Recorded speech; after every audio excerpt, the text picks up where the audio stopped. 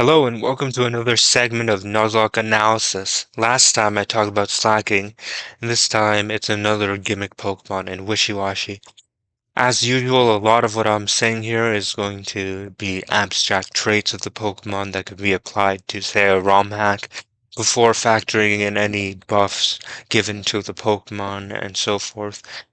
But I do have some experience using Wishiwashi in Ultra Sun and Moon, so I'll bring that up when I think it's relevant. So with Wishiwashi, the really amusing thing is that I think, at least for Nuzlocke context, schooling is a bit misconstrued. Because Wishiwashi becomes fodder at below 25% HP, being the lowest base stat total Pokemon um, in the game, people have posited that since Wishiwashi is basically useless at below 25% HP, its effective bulk is only 75% of its true bulk. But this isn't really true in most contexts, especially considering it has a mere 30 base speed stat, so it's under the general conditions and the general Nuzlocke conditions of a slower Pokemon. Because fundamentally, in a Nuzlocke, if you have a Pokemon that moves after the opponent, it has to switch out at the point where it would be dead. And in that sense, isn't all that much different from most other Pokemon that usually are going to have to switch out at below 25% HP.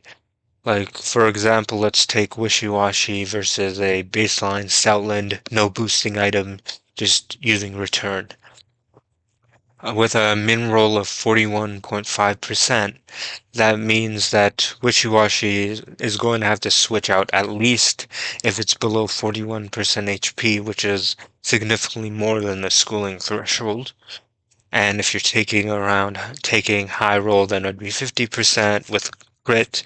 If you're going all the way to high roll crit factoring, then Wishiwashi would have to switch out at 74% or below, which is quite steep, and something like a Swampert, which is also slower, has a similar invariant, just with different thresholds from different bulk values.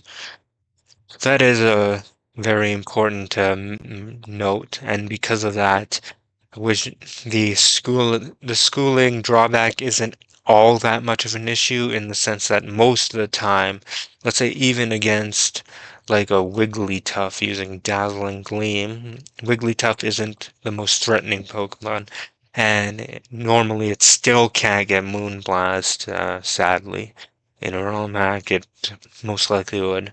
But regular Wigglytuff using Dazzling Gleam, which isn't the strongest fairy stab, and Wigglytuff just has a 85 base special attack. Even this is still doing at least 25.1% more than the schooling threshold, which means that Wishiwashi would have been dead in any case. There is, however, one caveat that schooling is a hindrance in that because Wishiwashi under 25% HP is switching forms and becomes about 3.9 times frailer in EV-less, the values would be changed in an EV context. But yeah, that's a big bulk difference, and that means that while schooling Wishiwashi, school form Wishiwashi at about 20% HP might only die to one attack, the opponent's best attack against it. Solo form Wishiwashi at 20% HP has the potential to die against pretty much all of the opponent's attacking moves, aside from maybe resisted non-stab moves.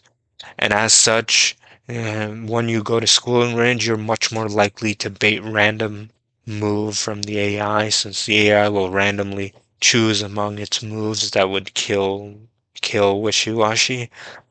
And that makes pivoting more of a strain. So that is actually an notable issue when Wishiwashi reaches schooling form, making pivoting more of a hassle to handle.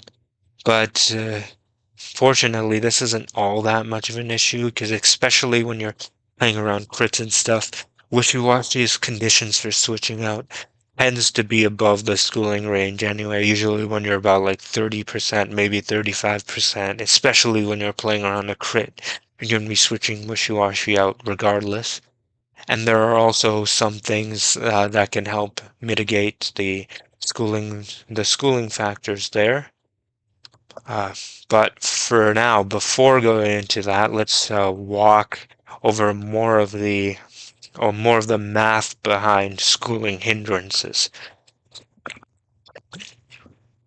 So what I did here is basically did a damage roll simulation, about 20,000 simulations per the context specified here, which are: one, Wishiwashi has no item that affects HP dynamics, such as leftovers, such as berry, and it's starting at 100% HP. One, it has leftovers starting at 100% HP. One, it's holding life orb, which is going to cause it to get extra chip every move, and starting at 100% HP. And for one other case, let's say it's pivoting in, so it's at about 80% HP. So basically what these inputs and outputs here are in the simulation. I was doing a simulation in Python involving damage rolls, and here we're taking into account the minimum damage roll that a move could have. So let's say a move has a min roll of about 20%, which means its max roll is around 24%. Taking into taking account crits and high rolls based on the damage formula, I was I was trying to calculate what is the percentage chance that Wishiwashi would be in a situation where under schooling form it would be able to get one extra attack if it didn't have schooling, but because it has schooling, it has to switch out. But this is also a bit more generous uh, in the anti-wishy-washy agenda, so to speak, because this is just taking into account raw simulations and not really what the player actually knows. So let's say that the minimum damage roll is 20%. In this case, there is a 4.5% chance that Wishiwashi in this case, there's a 4.5% chance that Wishiwashi is at a range in schooling where it could have survived if it didn't have schooling, but it would be dead otherwise. But let's say, as an example, Wishiwashi survived at 22% HP after taking various rolls of damage, and the opponent's next roll ends up being 21%. It's on the lower end of the 20 to 24% of that when the damage roll is about 20%. In that case, the simulation would posit that Wishiwashi would be able to survive one extra turn if it didn't have solo mode, because it has 22% HP and the roll is 21% HP. But in reality, since the player doesn't know what the roll is going to be, they most likely would have switched out their Wishiwashi when it's at that threshold anyway. So in that case, this is far more generous than in reality, where even though where it does say 4.5% of the time it would be a hindrance, but when factoring in playing around crits and stuff, that's basically none of this is actually going to apply. And the real threshold to take into account is that 14.1% min roll is the threshold at which, if the min roll is below 14.1%, then you're at a point where you would have survived a high roll crit at 25% HP.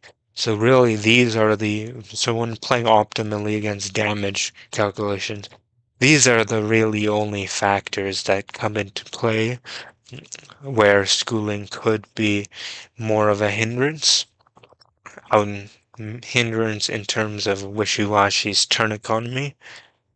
But the thing is, if we're at ranges like these, where Wishiwashi is only getting 7-hit KO'd, even less factoring in something like leftovers, and that is worth noting that while leftovers does increase the percentages a lot in this case, this leftovers also allows you to last a few more turns before getting into schooling range, as opposed to no items. So that is also a bit misleading in a way that leftovers, yeah, it does lead to more situations where you would be vulnerable in schooling, but also gets you out of schooling and makes it take more turns to get there. But in any case, Wishiwashi has 140 attacking stats. So of course, a Pokemon that is only 7 at KOing isn't really going to affect Wishiwashi much. Wishiwashi's probably killing it in maybe 2 or 3 turns, so its overall value isn't that much. And as such, a lot of the Pokemon that are doing 25% or more are like the more meaningful factors against Wishiwashi, but that's at the range when inevitably the schooling factor doesn't really come up because if they're at least doing more than 25%, the schooling bulk decrease at 25% or less HP doesn't really alter anything. And with Life Orb, and one fun, interesting thing to note about Life Orb is that at the really low thresholds, it reduces the chance of it being a hindrance a bit just by virtue of lowering your HP even further to the point where schooling Wishiwashi wouldn't really survive. So those are some amusing observations of the simulation, but at the end of the day, a lot of it is just taking into account that these that Wishiwashi isn't really affected all that much in most of these cases, apart from, as previously mentioned, the random move baiting thing. But there are a few, but if that is such a concern, there are a few ways to help mitigate such factors.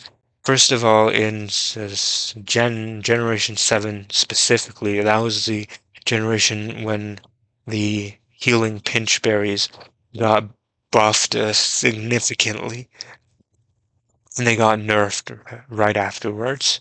So something like a Figgy Berry in Generation 7, when you hit 25% or less HP, would heal 50% HP, which is quite a big quite a big amount, and especially notable because 25% is the schooling range.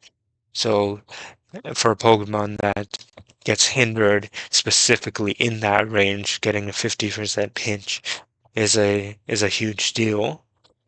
But in generations 8 and onwards, the berries were nerfed to just 33% instead of 50%. So a lot of the time you would just be running citrus berry instead because it's more reliable. You don't have to go under 25% to get it, and it gives you more immediate healing. But another funny thing for Wishiwashi is that it does in Gen 7 get Aqua Ring by level up. And in something like Ultra Sun and Moon, you do have access to Protect and Leftovers. That's quite notable because Leftovers heals a 16th every turn, Aqua Ring also heals a 16th every turn, and Protect lets you effectively double that per turn that you actually take a hit. So every attack cycle, you essentially regain 25% HP, and that inevitably means you're going to escape schooling range before you take another hit, which is another quite funny self-synergy that Wishiwashi has.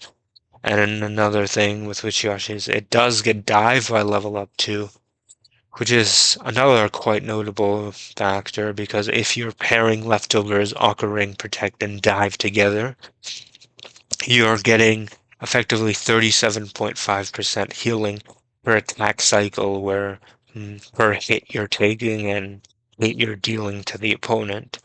And in the case of, say, against that Wigglytuff example, that's doing 25 to 30% without, with just regular leftovers protect, occurring stuff, you're healing 25% each turn.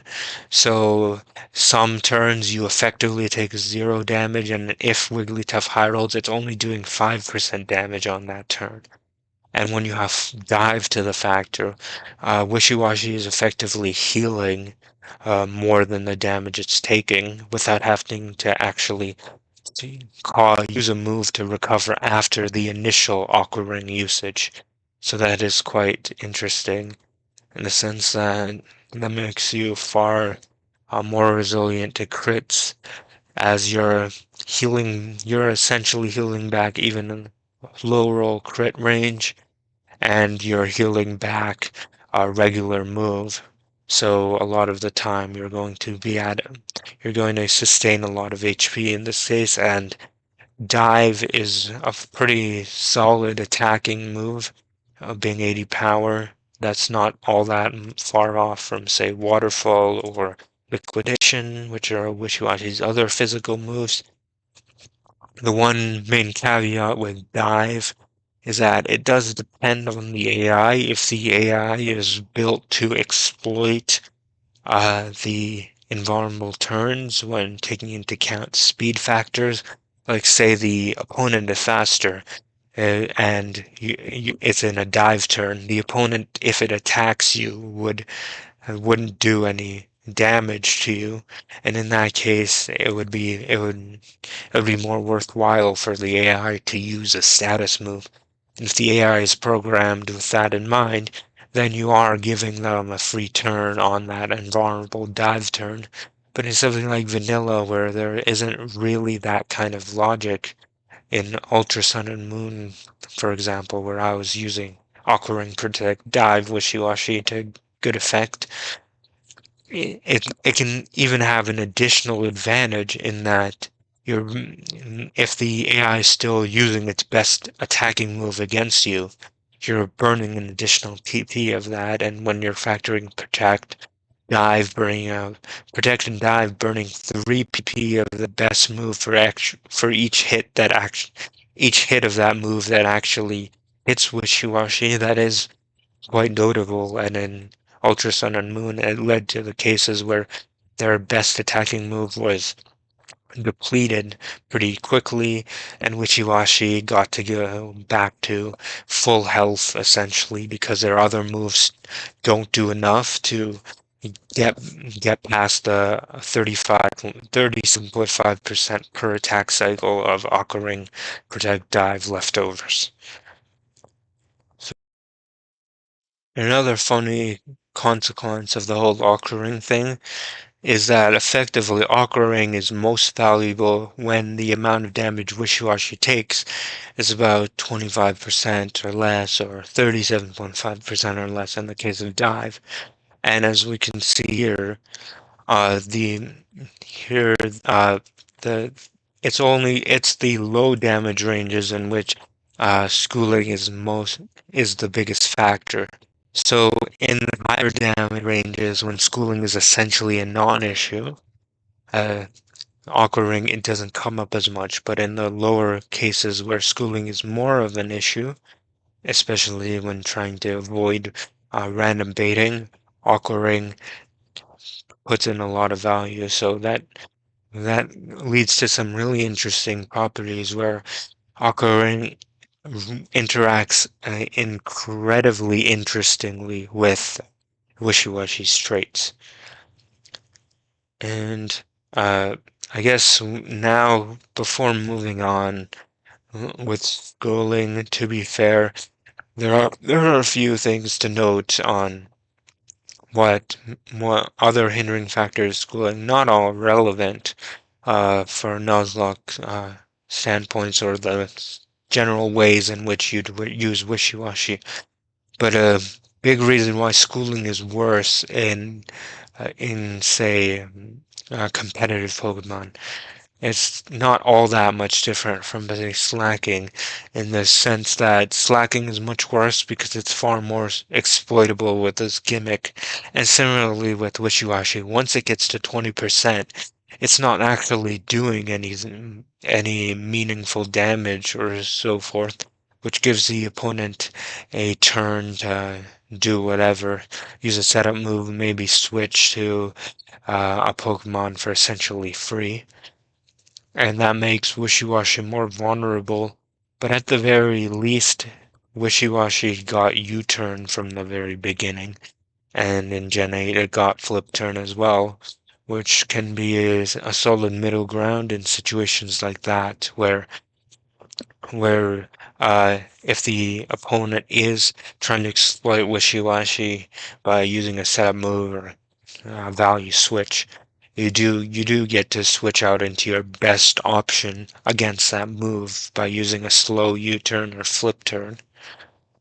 And if they kill the Wishiwashi, especially in comp, that's fine. You didn't get exploited by them in that turn. So in either case, it's not the worst thing as a result of Wishiwashi having U-turn and flip turn.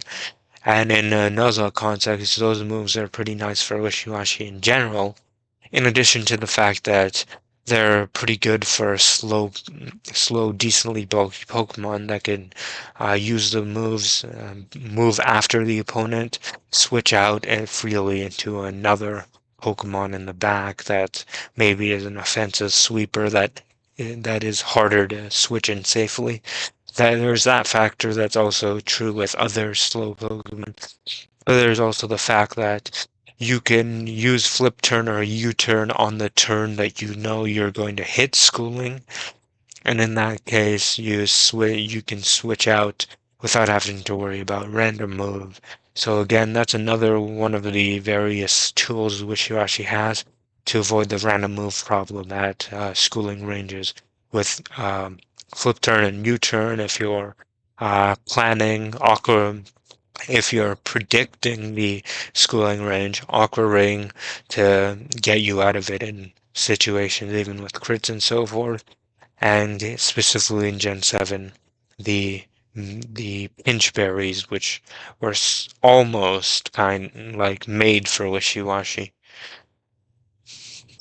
And after that, another another thing we can touch upon is some let's go into some factors about additional factors about Wishiwashi stats, because Wishiwashi is quite amusing in that even if it didn't have schooling, if it just had a blanket ability, it wouldn't be strong. It would be roughly the same. And that's the funny thing. The ability wasn't really necessary to hinder Wishiwashi because of the inefficiency of its stat spread, despite its high base stat total. But at the same time, at least in game, the ability isn't really a meaningful hindrance to Wishiwashi in any case. But when taking into consideration the inefficiencies of the base stat total in general, there's a fact that when you're factoring in 45 base HP and those defenses, although Wishiwashi has a bulk stat sum when you sum 45, 130, 135, equivalent to Vaporeon, the actual the bulk results of it isn't as big as Vaporeon. And let's just look at the stats, the bulk stats a bit here. We'll see. So a bit of detail into the numbers here. Norm phys bulk, norm spec bulk. This is referring to normalized relative to mu bulk at 0 EV. So a mu with no EV investment would be normalized to a value of 1, and that's also why Mana V is 1 here, since it has the same stats as mu. And in that case, when you're factoring in 0 EVs, these two are for EV-less. These two are for HP EVs specifically. But when we're factoring in no EVs, Wishiwashi has about the 36th highest uh, average bulk, average as in averaging its physical and special bulk, just as a metric. Mm, So, and when it comes to average bulk, it's about the 36th highest fully evolved when not factoring in EVs out of about 100. The Wagyu at the very bottom, unsurprisingly. There's also factoring in legendaries, megas, and so forth. 36 is all right. It's decent. It's about the same average bulk as say Empoleon, a bit lower than Swampert. But of course, in that case, it's a little underwhelming when you have defense stats that high. But because of the HP, the bulk isn't actually that massive there. But still, it's an all right amount. And when we factor in HP EVs, so let's sort by normalized average bulk of HP EVs. This is specifically a filter. I'm specifically filtering out of all water types here. So my master list has the bulk values for all Pokemon besides the DLC ones that I still haven't put in here. But in any case, if we can see here, when you're factoring in, let's say, the case in an EV context, which is also funny to note for Wishiwashi because it came out in Generation 7, which was the first game where in the actual in-game opponent trainers had EVs, which gives you more of a meaningful incentive to use EVs instead of it just being an unfair advantage for the player. And in that sense, EVs become more of a meaning factor here. And Wishiwashi is a kind of Pokemon that you'd put in say 252 HP and 252 in some offense. And in that sense, that's why I'm taking into account full HP EVs and not so much defensive EVs in this case. But when factoring in that, Wishiwashi's average bulk becomes 26th out of all fully evolved water types, so it jumps up about 10 places, where beforehand Wishiwashi was Swampert had 8% more physical bulk in EV-less, and Swampert has 5% more special bulk than Wishiwashi. In if both of them have 252 HP EVs and then 252 in an offense, their physical bulk is about comparable, and Wishiwashi's special bulk is uh, is about 3% higher so far. So Wishiwashi becomes slightly bulkier than Swampert overall when factoring in HP EVs. But that also keeps in mind that in general, Wishiwashi's bulk, it's fine, but it's on like the mid-good level for a water type. But it's not insane on its own. But when factoring in that because its HP set is so low, it's one of the more efficient Pokemon when it comes to 252 HP and 252 in an offense. That makes bulk a bit more alright when you're factoring in EV considerations. And um, now the another thing to note is how Wishiwashi fares to something like, say, Vaporeon in EV context, which is something I thought of a bit more when you note that, especially in like say Ultra Sun and Moon, where Wishiwashi can be argued to be better than Vaporeon because Vaporeon doesn't get Wish outside of Egg Move there, so Vaporeon also would have to rely on Aqua Ring for healing, and when it comes to being an Aqua Ring Pokemon, Wishiwashi is generally superior because of the damage output and better incentive to use Dive with a strong physical attack, and having a not not too much worse bulk overall. So when it comes to the EV context between the two, there's some things to note. When it comes to uh, in a spread where both Pokemon are putting in 252 in an offensive stat, so let's say in Vaporeon's case it would be special attack, but in Wishiwashi's case it could be either attack or special attack because of stat spread. In that case, Wishiwashi's overall EV output and net stats are favorable in most situations. So let's take, for example, Vaporeon with 252 HP and 252 special attack, comparing it to a Wishiwashi that is also running 252. Is it 252 special attack? No. So the Wishiwashi spread that would strictly be superior than this Vaporeon spread is 252 HP, 56 special attack, and 200 special defense. In this case, the effective special bulk of Wishiwashi is essentially higher than Vaporeon's. The effective physical bulk is also higher because Vaporeon's physical bulk is low. Wishiwashi didn't have to do any investment there. And with 56, even you could go even less than 56 if you wanted to, but with 56, you do have still more special attack than Wishiwashi, than Vaporeon at max special attack. And likewise, um, and let's see another spread.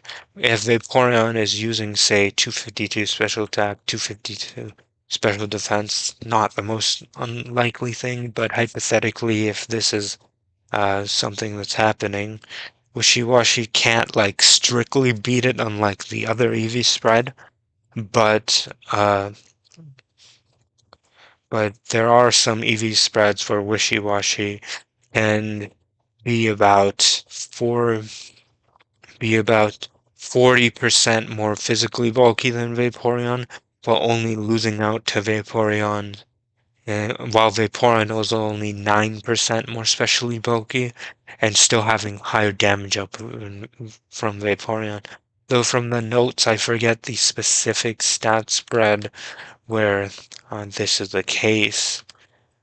But that's just something to note, that there is a stat spread for Wishiwashi that you can't like strictly outperform this stat in every standpoint, in every defensive and offensive standpoint, but you can effectively outclass it.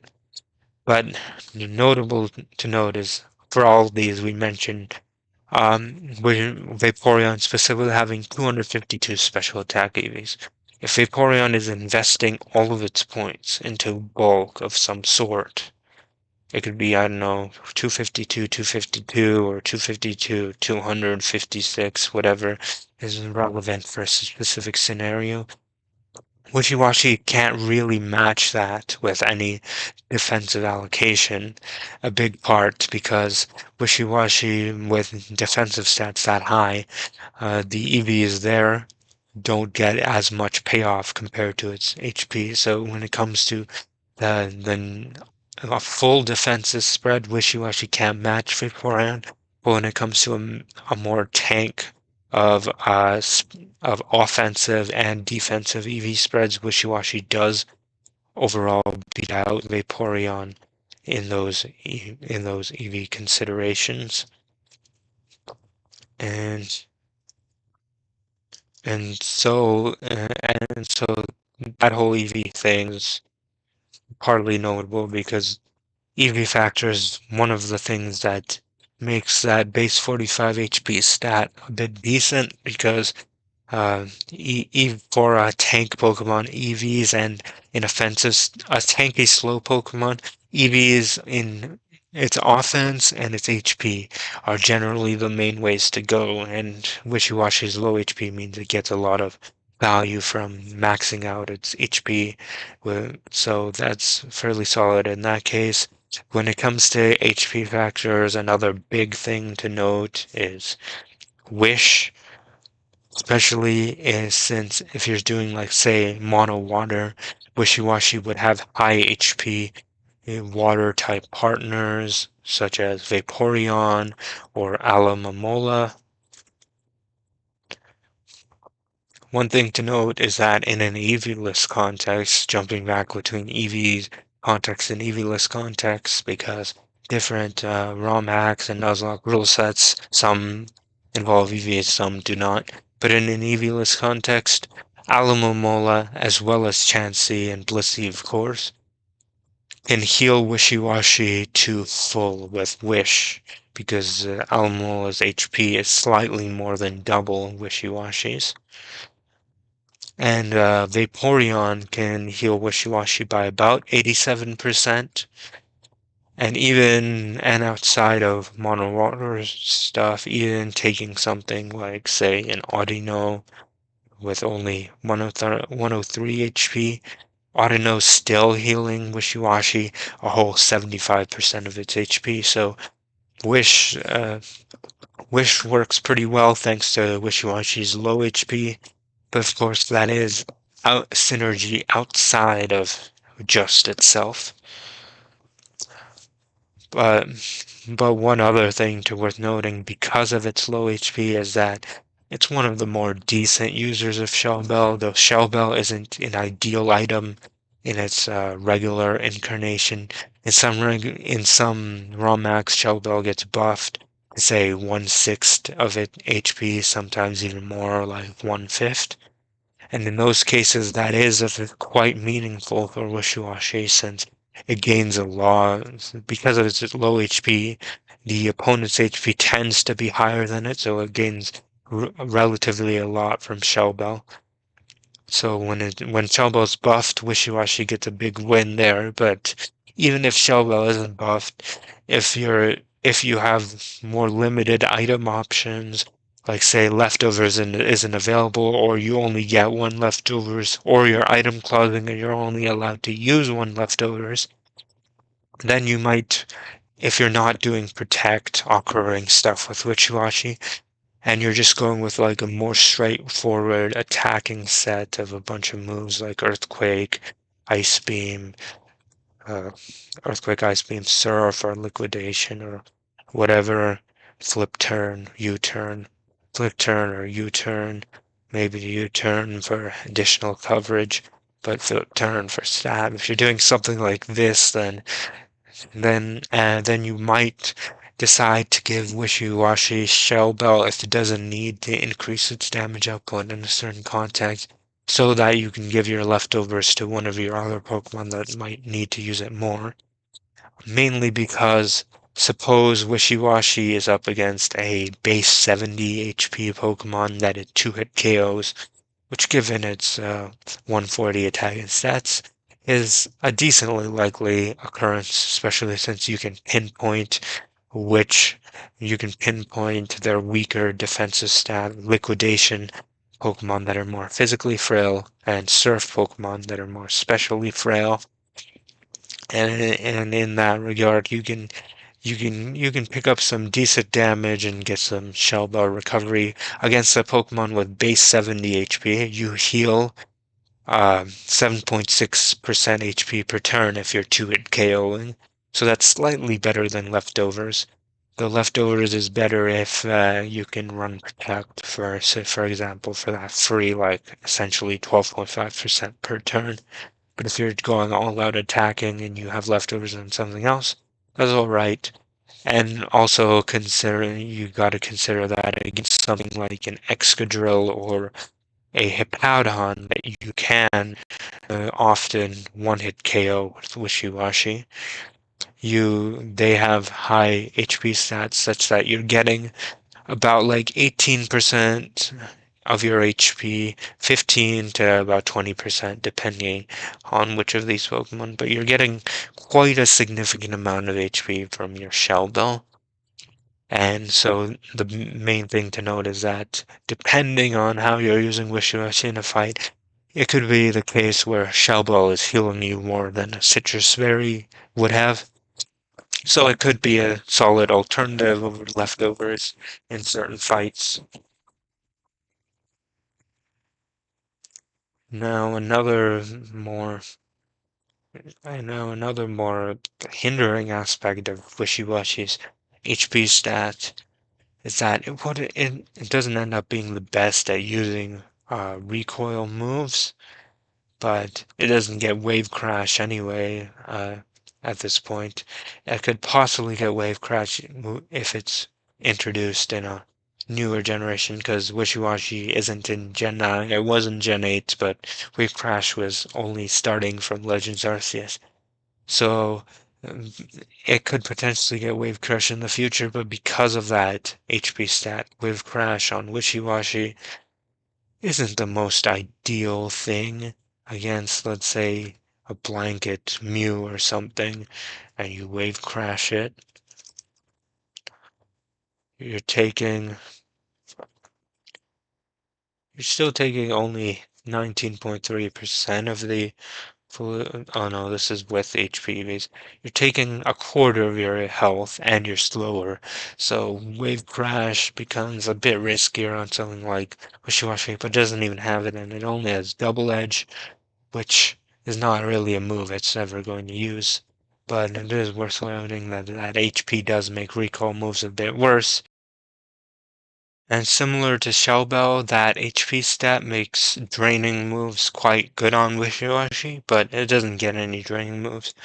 One amusing thing for Wishiwashi would be if, say, Bouncy Bubble, that lets go Pikachu and Eevee move, that is kind of like um a water type Giga Drain.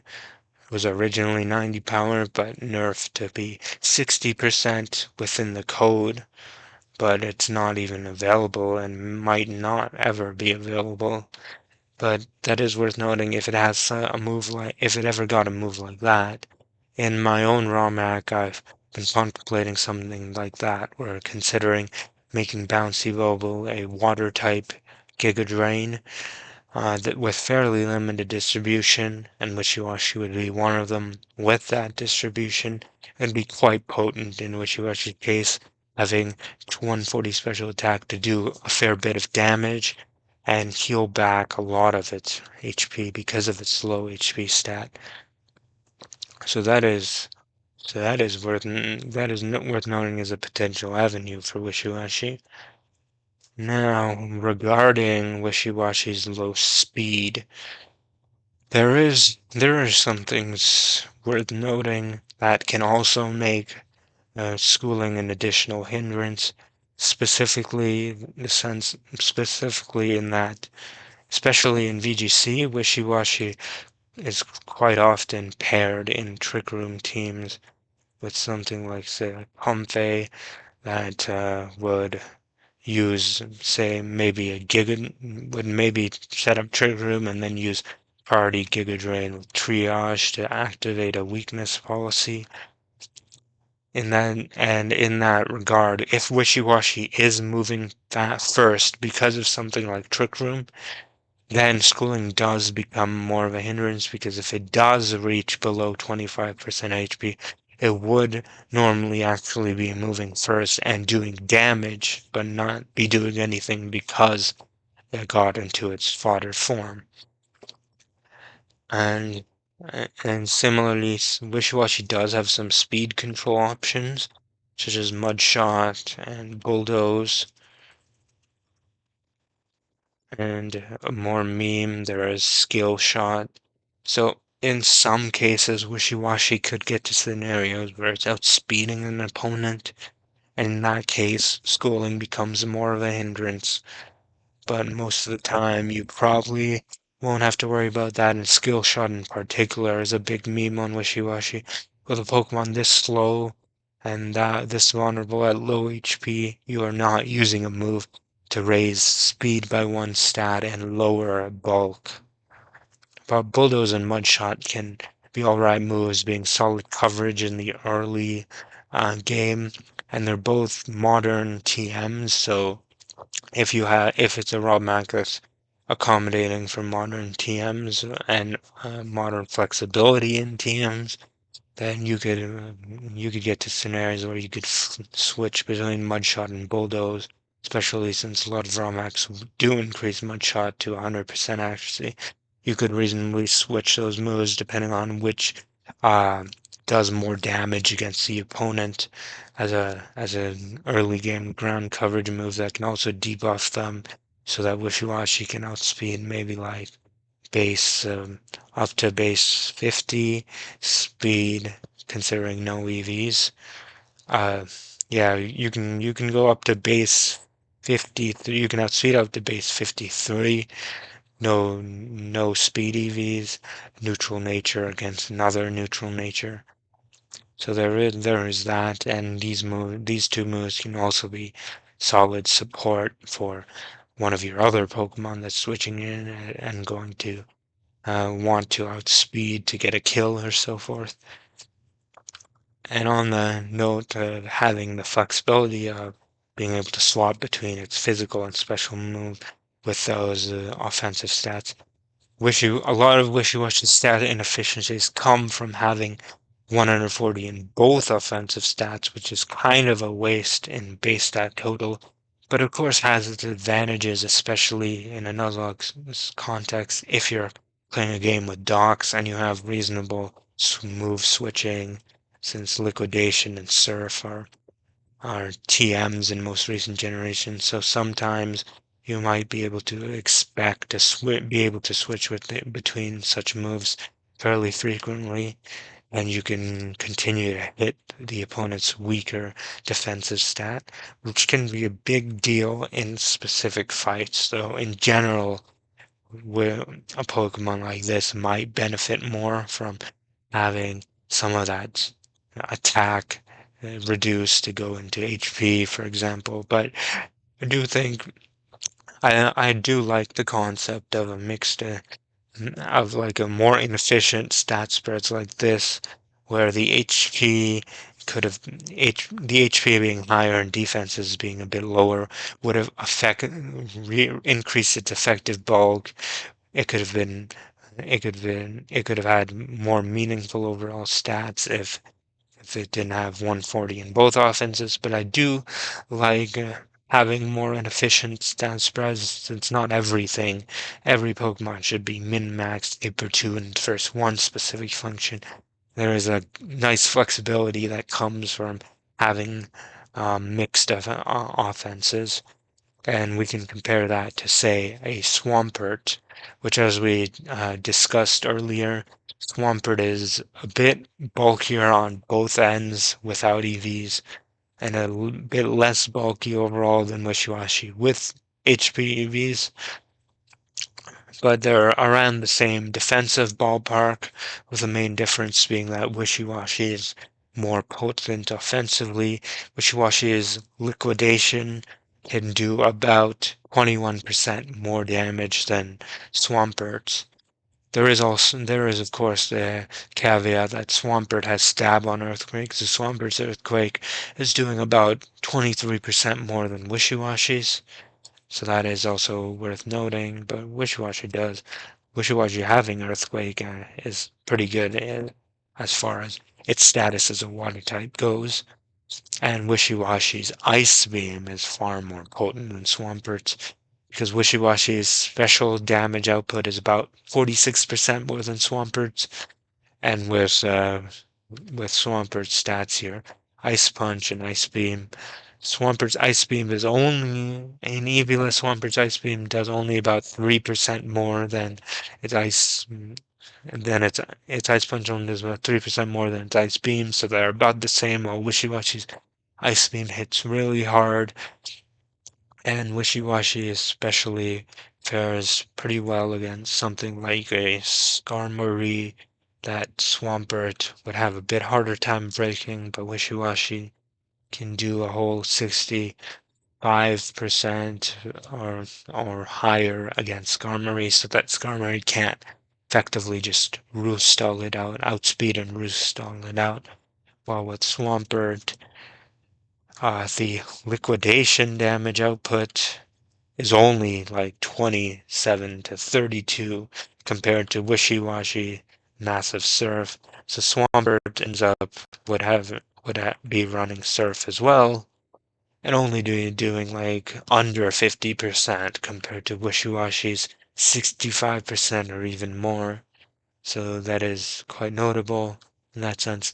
There is one caveat with Wishiwashi's mixed prowess.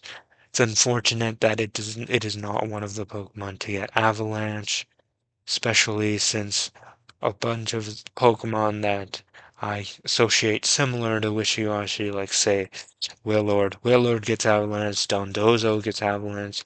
Avalanche is one of those moves that to this day still doesn't have a flavor description. The move description only details its effect, and it seems kind of arbitrary which water types can and can't learn Avalanche by TM. It is a TM. It was a TM in Gen 8, so Wishiwashi did have the opportunity to learn it, but fortunately it did not. And naturally, Avalanche is a really nice steal for Wishiwashi, and that is something that Swampert does have. Wishiwashi does not. Being being a if Wishiwashi had that potential 120 base power physical move as a complement to its Ice Beam, it would complement its 140 attacking stats a lot. And of course, still have the balancing factor of Avalanche only getting the boost if the opponent is using an attacking move against Wishiwashi. If they're using setup or setting hazards or whatever, Avalanche just does become a more pitiful 60 base power. So it's still not crazy on Wishiwashi, but it would be a nice thing to have as a strong physical ice option, especially since Wishiwashi is almost always going last, so having a negative priority move is barely a hindering factor against it. And with that, and with that, there's just a few other more minor things that can be touched upon, such as some of Wishiwashi's other utility moves and so forth. Tearful Look is a funny move. In general, it's kind of a pretty nice move in Nuzlocke. Being able to debuff either stat with only a single move, you can use it. You use it against multiple different type of Pokemon in one fight, and you have one flexible move. You have one move slot that can debuff to various Pokemon, especially if you don't have like free run move relearning or so forth. And the funny thing is, in terms of like stat distribution, Wishiwashi is kind of better stat-wise at using Tearful Look than Wailord is at using Noble Roar, because Wishiwashi's physical bulk is notably higher. See, Wailord has 0.75, 0.75. Wishiwashi is 0.84.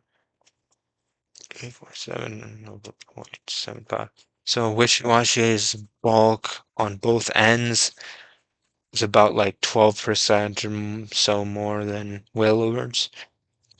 And it's naturally also does more damage than Wailord. With the main difference being that Wailord does actually have base 60 speed, so sometimes it can outspeed stuff, which is helpful, especially with Tearful Look. Using Tearful Look before they move is a big deal because you're reducing their damage, so that reduces the cost of using the move. And so in that sense, those are some of the advantages. Warlord also has uh, pressure. Warlord also has nice abilities. Oblivious, so it can't be taunted. Pressure, so that if you're using Tearful Look or Noble Roar, you're debuffing the opponent, making them do less per turn, and depleting their PP helps in that front. So when it comes to abilities and stuff, Wailord is more equipped at Noble Roar than Wishiwashi is at Tearful Look. But when it comes to stat distribution, Wishiwashi's stats are overall better for Tearful Look spreads. It's just the fact that because Wishiwashi's offensive stats are so high, Tearful Look tends to not be that worth it. Like, you could theoretically use it in one of those protect, Aqua Ring, leftovers strats. But the issue is that if you're going all in with, like, say, Dive only has 10 to 16 PP, depending on PP maxes. You can't really expect it to carry you all that much.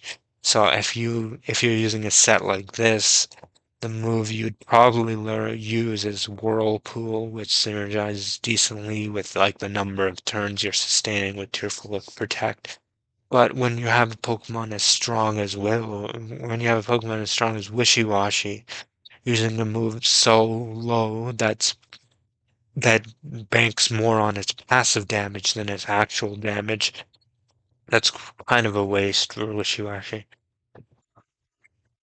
So Tearful Look is an option, especially if you're going to use it to help set up an ally.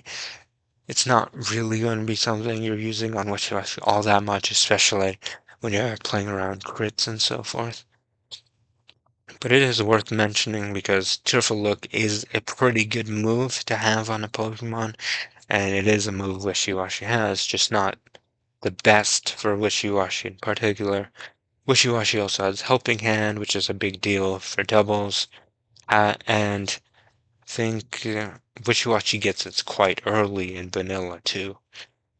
So if you have a move relearner specifically to set up for a mandatory double fight, or if there's a lot of doubles in a given Romhack or so forth, Helping Hand, a move that a fair bit of Pokemon learn, but not everything learns, can be nice to have. What are all the water types with Helping Hand? There's a fair share of them, but still not. There's plenty of water types that don't have Helping Hand. Plenty of Pokemon in general that don't have Helping Hand. So if Wishiwashi slow and Helping Hand lets it use an attack without mm, using an attack to help support a faster ally if need be, then rather than relying on its speed and on moving last and dealing damage in a given turn. Endeavor is also worth noting, especially in scenarios where you do end up going low, but not a huge deal on Wishiwashi in particular, especially since you don't want to go all that low with Wishiwashi. But it's a move worth mentioning. You can focus Sash and chip something down if really desperate. Though Wishiwashi doesn't really have a priority move for fierce threats in any case, but not every Pokemon gets Endeavor, so that is a funny move worth noting. There's also some funnier zoom lens tactics for Wishiwashi, mainly pertaining to, let's say you're running like zoom lens, Iron Tail, Hydro Pump. I guess another thing worth mentioning is that, especially in Evilus, there's less of a cost to going mixed. Something like Hydro Pump, Iron Tail could be alright. Uh, Even then, with zoom lens by themselves, these moves aren't even fully accurate. But in some wrong acts where they get a slight accuracy buff, that becomes fine. Like in my own Romhack and in some other Romhacks, like say Run and Bun, a Hydro Pump is at 85% accuracy. Iron Tail also tends to go up to 85% accuracy, and 85% is the threshold at which the zoom lens boost makes it 100% or greater in accuracy. So that's fine specifically for Hydro Pump, Iron Tail, which can be funny, especially if you need a steel move or something like an Alolan Ninetales to one-shot it, or something on that line. There is that avenue. but Wishiwashi doesn't have like the best tools to capitalize on zoom lens, just these two moves essentially. So there's just that. Another thing is Wishiwashi's got beat up as one of its level up moves even, which can be really funny on a team of higher offensive Pokemon, being able to do upward, having a dark move that in power can end up even rivaling a boosted knockoff can be pretty nice. Uh, it's but it does depend on your team compositions. But in some cases, beat up came to use even in my Ultra Sun and Moon run with it. I guess another thing worth mentioning, by virtue of Wishiwashi being a slow water type and thus getting waterfall, is that it can be slightly better at using Quick Claw than some other Pokemon. Because Quick Claw is a bit funny in that, as opposed to, say, another max item like Bright Powder, which only has a 10%, which only has like a 10% proc rate, kind of 11% of the time because it's 0.9x. That's like so so so it only has like a 10% proc rate, but it procs essentially every turn. It has a chance to be valuable essentially every turn that the opponent is attacking you. So that's a nice thing about Bright Powder, but with Quick Claw, it has a much higher 20% chance. But the issue is that not every Quick Claw proc is meaningful. Let's say you're in a situation where you're wishy-washy against some other Pokemon. It doesn't KO you. You don't KO it. You get the Quick Claw proc, but it wouldn't have changed anything if you didn't, because no like fundamental progress is on like the game state is being uh, made here.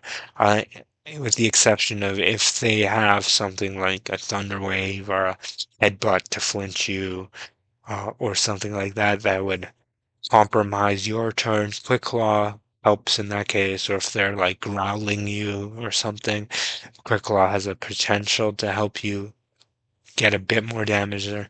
But in most scenarios, Quick Claw is only relevant in two cases: on the turn where your slow Pokemon would KO the opponent, and in that case you saved a turn of damage it was going to take, or in a scenario where the Pokemon is about to die, but with Quick Claw gets the hit before it dies.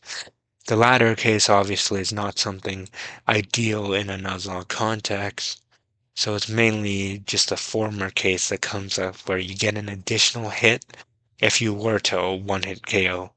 So this is more valuable if you're one KOing everything, but a lot of the times you aren't.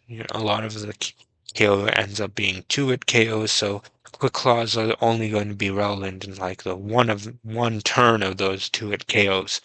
But with a move like Waterfall, you also have the chance to flinch if you do proc Quick Claw, so that can optimize Quick Claw a bit if you are a little more limited in the items you have access to in the early game and so forth, and you want to throw Quick Claw into something, having if you can get to Waterfall at that point, might not be able to because it's a bit more of a mid or later game move. But if Wishiwachi has access to Waterfall, Quick Claw can be an alright item, a bit better than on some other Pokemon for it. But of course, a lot of the times, especially in the late game, you'll have better items for Wishiwashi than Quick Claw.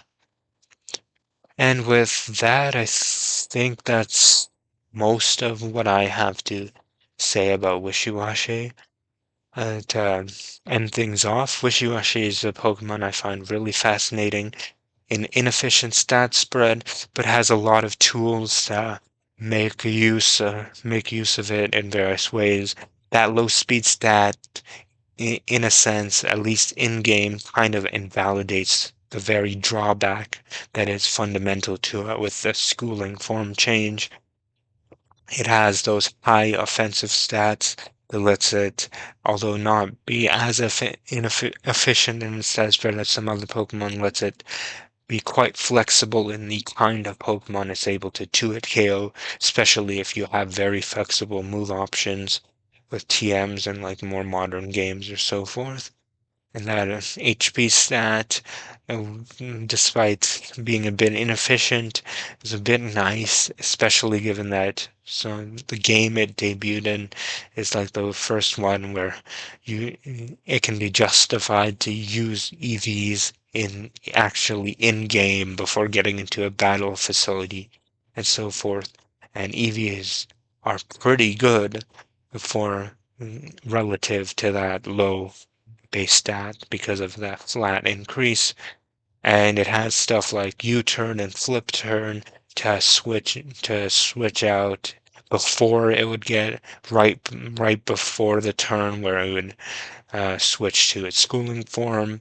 It has Aqua Ring that synergizes quite well with the restrictions of its own form, and the very gen it came out had pinch berries that bolstered it, that synergized quite well with its 25% range.